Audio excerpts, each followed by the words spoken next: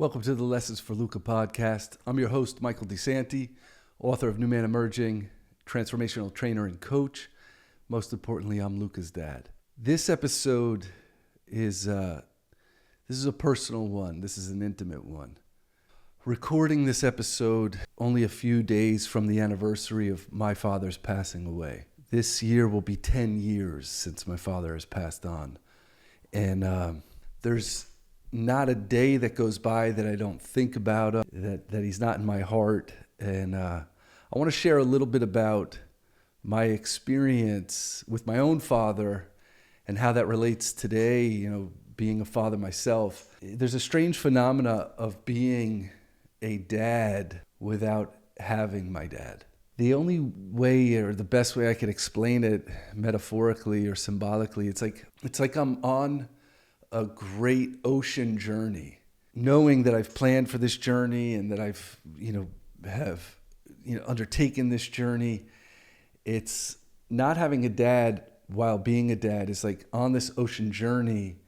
It's almost like the moment the horizon disappears. It's like I knew I was going on this great journey. I knew that the horizon wouldn't always be there. I knew I couldn't rely on that horizon forever because I'm on this great ocean journey. Of course, the horizon is going to disappear. Logically and conceptually, I knew that obviously my dad and my parents, or our dads, our mothers, our parents, they're not going to live forever. Conceptually, we know that. But the moment that the horizon disappears, man, that journey is real. And so having that horizon to not rely on or lean on, it could be a scramble at times. And so to navigate fatherhood while my father has passed on is this really interesting phenomena, really wanting to lean on that horizon and knowing that horizon isn't available. Having, my father unfortunately never met my son. He never met, my oldest brother has two boys. He's never met my brother's boys, my nephews. There's that part that was in my heart is always, what if, or wouldn't it be great if he could have met them, and reconciling that is just not an optional reality. But that's a lot of my experience. The metaphor that I commonly think of is this journey is going full forward and the horizon is a memory. One of the things that I appreciate most is, and I'll make a few points here, but one of the things is like, I'm the youngest of three boys, and I can definitely say that my older brothers, caught more of the headwind of my father than I did. My parents used to call me, a pleasant surprise. I was unplanned. My parents were already overwhelmed with their two sons, and then here I came along.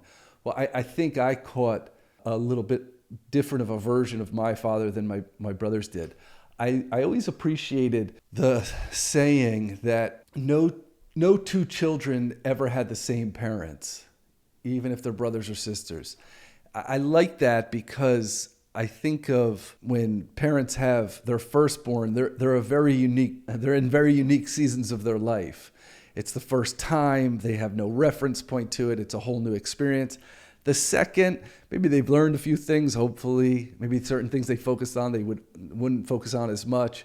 Their financial state is different, their emotional state is different, they have greater experience. By the third child, they're operating in a totally different way than the first, and then 4 or 5 or however many children you're prosperous to have. So I think there's a validity and an element of truth to no two children ever had the same parents. Obviously they are the same people, but their state and their inner world and their experience is totally different from kid to kid.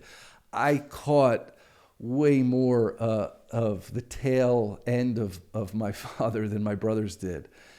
He was, you could say that he was an old school Italian, New Jersey guy that lends to a particular level of humor and a particular level of stereotype, but that's really how my father was. But being the third in line, and my father maybe working out some kinks, I think I met a different version of my father than my brothers did. And that's common with family dynamics, with sibling dynamics, with parent and experience and things like that. So I also have an experience where I say quite often, I feel like I had two dads. The dad I grew up with was a lot harder, a lot more stubborn, a lot more rigid. And the father that I said goodbye to were two totally different people. Time and nature have a way of softening the hardest of elements.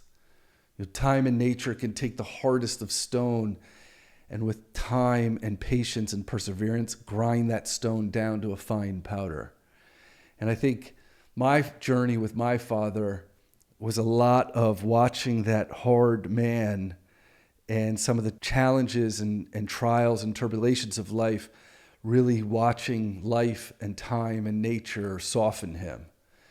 And that to me was a real gift. My father, later on in my life, in my 30s, my father was diagnosed with pancreatic cancer. And he miraculously lived with it for 8 years. And before that, he actually had just overcome prostate cancer for about 2 or 3 years before that. So for a good portion of my life, almost a third of my life, my father was living with cancer. And we were living with that unknown of, what's next, or how is this going to play out, and what do we need to do? And so there was always this element of uncertainty around his mortality for a good portion of my life, for about a third of my life. But in that process of my father softening, or his heart softening over time, I got to see and experience a different man.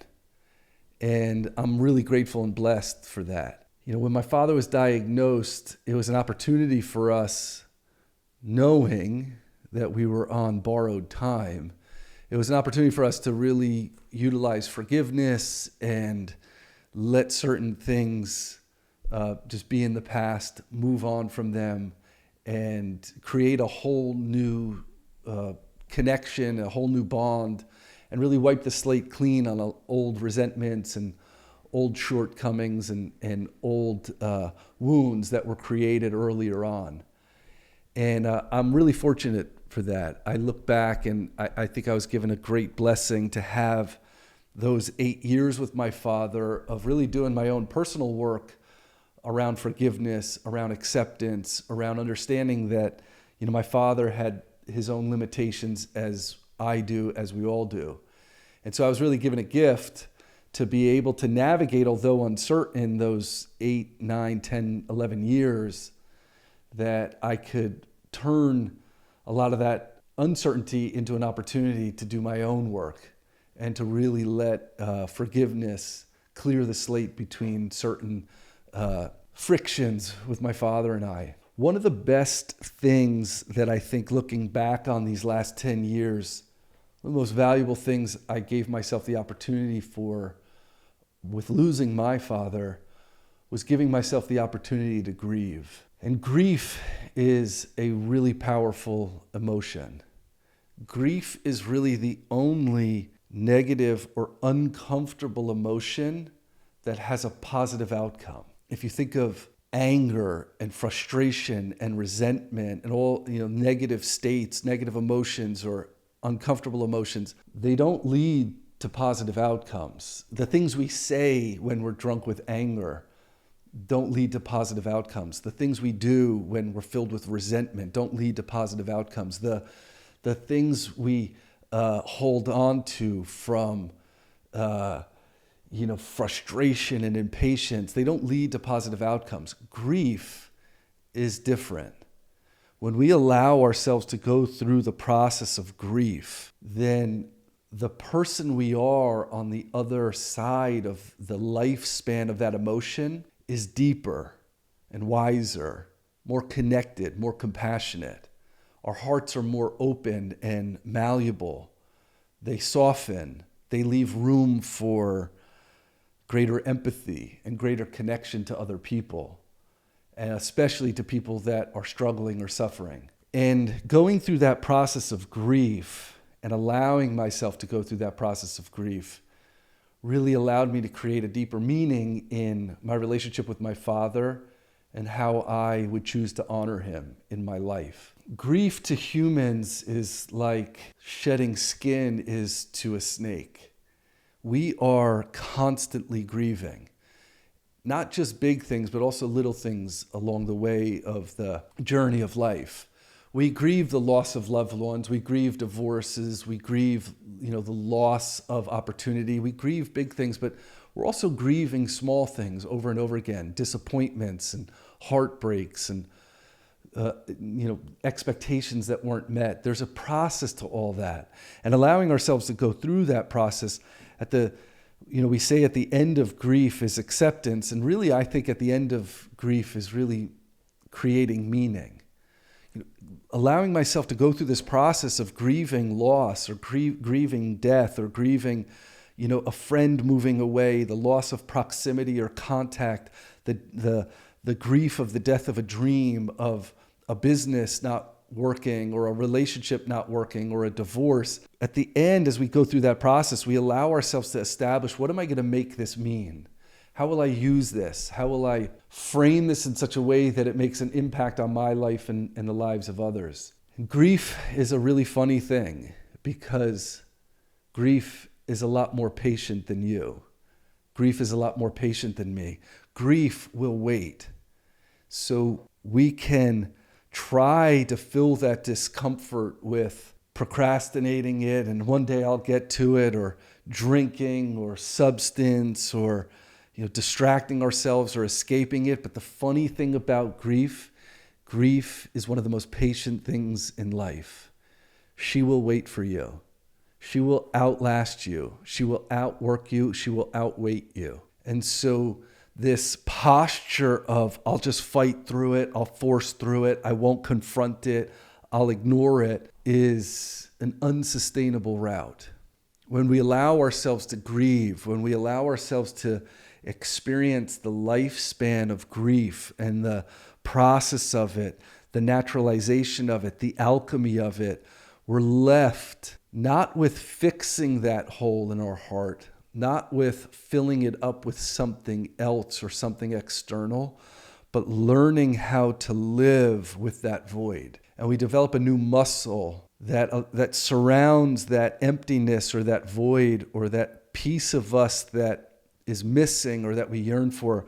But we allow our heart and our emotional body to create this protective measure that's actually filled with softness and compassion and empathy and sympathy, rather than rigidity and force and control. And it creates this opportunity to connect with people in their hardship and in their suffering, in their lostness or in their confusion. We always have the opportunity in all of our hardships, in all of our trauma, in all of our disappointments, in all of our loss. We have the opportunity to let our hearts break open or let our hearts break closed. And in that openness, we create this flexibility, we create this malleability to be with ourselves and be with people in a completely new way, a mature way, a muscled way, a way that creates intimacy and connection.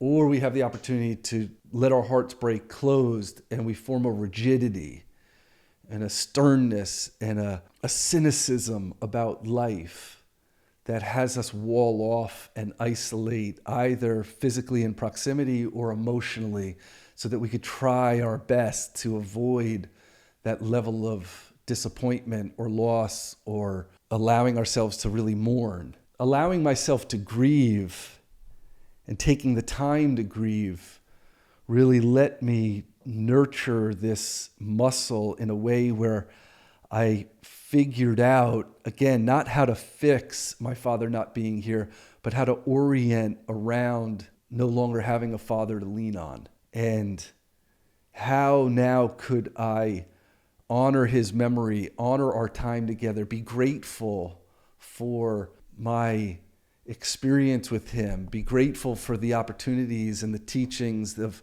how he helped mold me to be the man that I am. And that doesn't mean he didn't have his shortcomings, and that didn't mean that he, that our experience and our relationship and our journey was a straight line.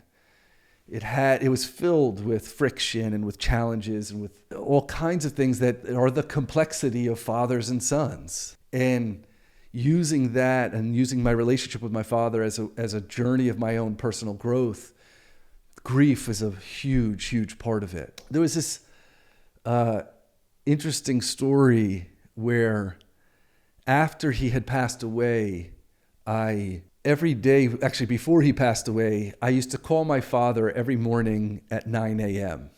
I would go on my way to work, I would get a cup of coffee, and I would call my father every morning at 9 a.m. And it was just a simple check-in.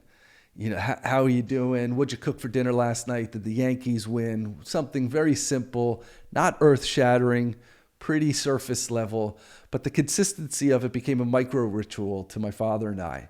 If I called him at 9:01, he would act like, where you been? But that became this micro ritual of my father and I. It was just to have a cup of coffee at 9 a.m. over the phone every morning. It's probably to this day the thing I miss the most, that little micro ritual of a check-in with him. But a few months after he had passed away, I woke up one morning, it was a Saturday morning, and I was really missing him. I had nothing to do that day, and I just had this inkling of, let me get a cup of coffee and let me just go for a drive. And maybe that would be a way that I could connect with him, because I was missing him on that day. And so I remember I was living in New Jersey at the time. I was drinking a cup of coffee, driving in my car, and I was driving West Jersey towards Pennsylvania, and where New Jersey gets really, really pretty in that area. And I remember coming close. I was on the highway and I saw a town where my father taught me how to fly fish. And I was like, wow, I wonder if I can find this place where my father taught me how to fly fish. This was just a serendipitous morning of choosing to go for a ride. And I remember thinking, my father taught me when I was a kid how to fly fish on a river that was next to a diner and a baseball field, a little league baseball field. And I thought, if I could find that diner and that baseball field, I know that the river was just right behind it. And I remember driving these roads just looking for this diner. And I finally come up on the diner. The baseball field, the little league field, had grown in. I guess kids hadn't been playing there for a while, but I found the diner and I could make out the baseball field.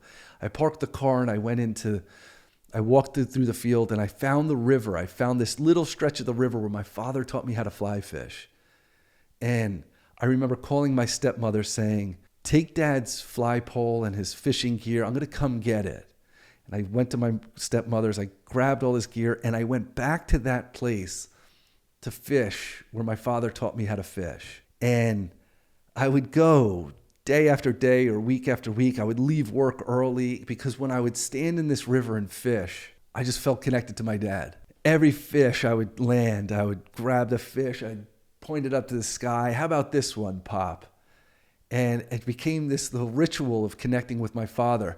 But there was this time I remember I had landed this rainbow trout in my net and I looked at it and I had this revelation that I could catch every fish in this river and it still wouldn't bring them back. And that I'm going to have to learn how to live and how to orient my life without them. And there's this point, I think, in grief where we really need to accept that everything is finite, that everything is impermanent. And how do we orient our life that we don't close our hearts, but we allow that space to be there, that only that unique person or that unique thing or that unique memory and experience, that it can be the only resident of that vacancy in our heart. And that moment, that realization was, I need to let myself grieve. And there's this beautiful expression, I think it's a Scandinavian expression that says, joy shared is joy doubled, and sorrow shared is sorrow cut in half. And when we grieve and we allow ourselves to feel the experience of loss and all the elements that come with that, the sorrow, the mourning, the disappointment, the regret, the what ifs, as we allow ourselves to do that and we connect with others, it creates a human bond that's unbreakable. People don't relate to perfection. We relate to humanness. And part of our humanness is how have we overcome loss and adversity? How have we overcome the uncertainties of our life?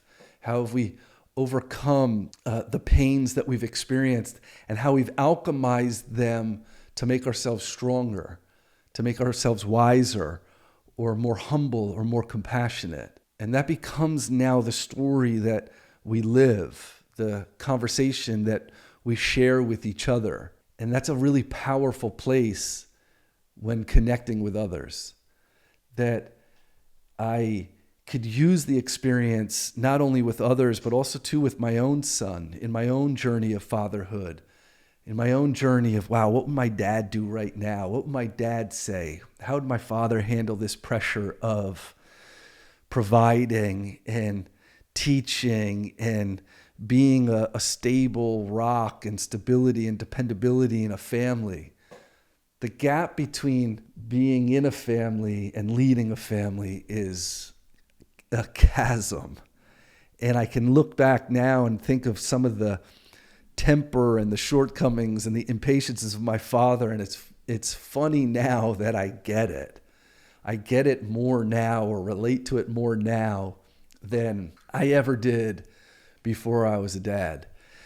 And there's an interesting journey of fathers and sons that I conceptually knew in my coaching practice and in understanding human development. But as a dad, I understand it more now than I ever have on an experiential level. When we're young, our parents are really heroic and even godlike figures.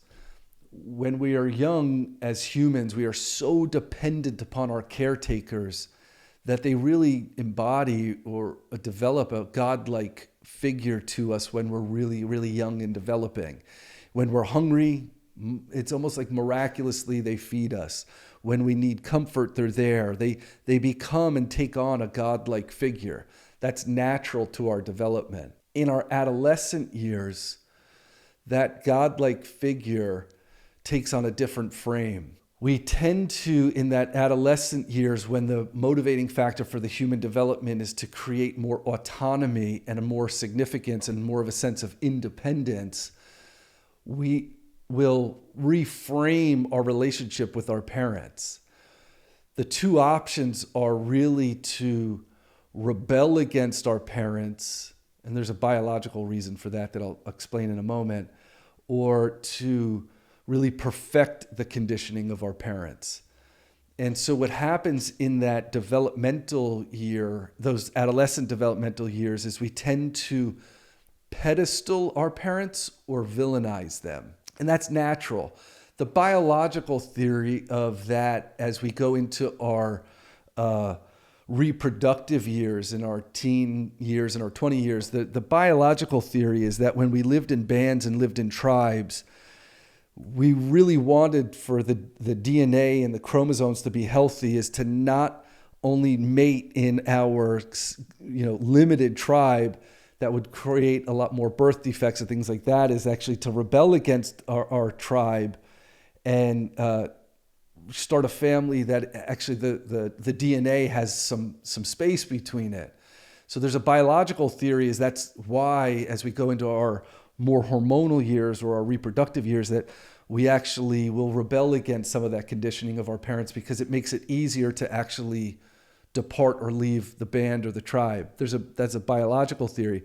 But the other way that we orient in those, adolescent years is we try to perfect what we were taught by our parents. What happens in that development is we tend to, in our survival portion of the brain, we tend to go very black and white, where I either put my father on a pedestal or I villainize or demonize him. Later on in the third stage of our development, there's the opportunity to realize that our parents were never godlike figures. They were never pedestal figures. They were never villain figures. They were actually human the entire time. And that third stage of development with our parents is actually to recognize their humanness. And going back to the opportunity that I had with my father when he was diagnosed was an opportunity to take my father off the pedestal, take my father away from that villain role, because sometimes we fluctuate between the two, and to actually recognize my father has been human this whole time. He had his shortcomings, he had his gifts, he had his blind spots, and he had remarkable skill sets. And he, like all of us, was a complex figure. But part of the forgiveness process and part of healing what's called the father wound for sons, or the mother wound for sons, or the father wound for daughters, or the mother wound for daughters, part of healing that wound is actually to understand, accept, and forgive that our parents have been human this whole time. And it creates a whole new opening for us to re-relate with ourselves, to not hold so much pressure that I have to live up to this particular image, that I have to, perfect whatever my parents taught me.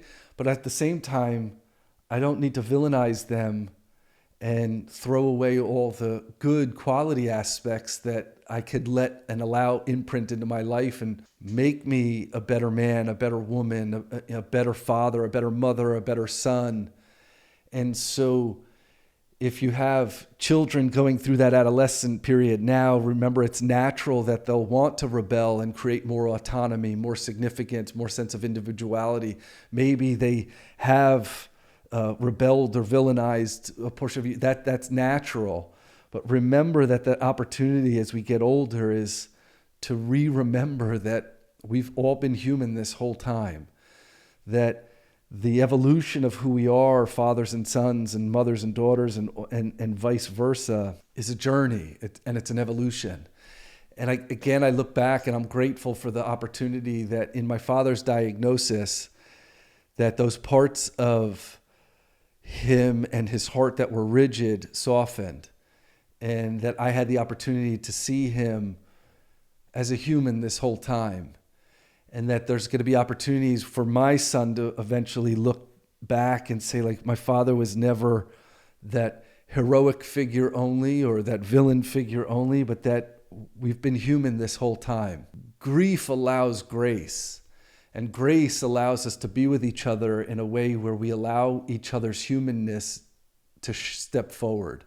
We give each other the opportunity to make mistakes and forgive and reorient to using genuine and sincere effort to grow and evolve.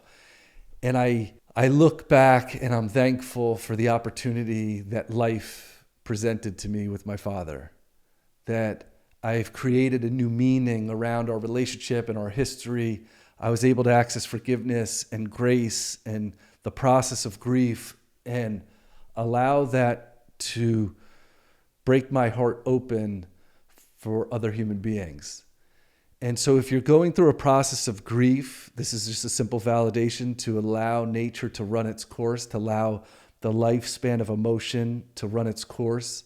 There is no permanent emotion. There's seasons and weather to all of it. And then also to have the opportunity, if your parents are still alive or if they have passed away, to just recognize their humanness. That like you, like all of us, they're trying to figure it out the best that they can. I'm trying to figure it out the best that I can. We're all really in this, this unknown journey of life that calls forth our gifts and our skill sets, but also has us confront and challenge our inadequacies and our blind spots, and to allow each other the opportunity to not be perfect, to not have the pressure of always being on a pedestal or villainizing people or demonizing people simply because they don't match up to your framework. And I think when we do that, we allow a whole new space of humanness to really be where we connect. And I'm grateful for that final lesson that my father gave me. There's countless that I could probably go into, but that's the final lesson that he gave me. And 10 years later, there's days where it feels like it was yesterday. 10 years later, there's days that it feels like it happened another lifetime ago. But that lesson and that opportunity to grieve has been one of the greatest lessons my father ever gave me. And I wanted to share that on the, close to the eve of his anniversary of passing away, as a way of developing a way to memorialize him, an intimacy with you, the listener. And if you find yourself in any of these seasons of grief, or working through some things where some of those old imprints with your parents, whether with your mom or with your father, there's an opportunity there to allow and let our hearts break open. And that creates a deeper level of connection and intimacy and compassion and empathy towards others, and also towards ourselves. And for that, for my father, I'm eternally grateful. And I appreciate you being, especially on this episode. This episode's really personal for me. So I appreciate you being on this journey with me always. And until we meet again, be a good man, live a good life, and determine each of those for yourself.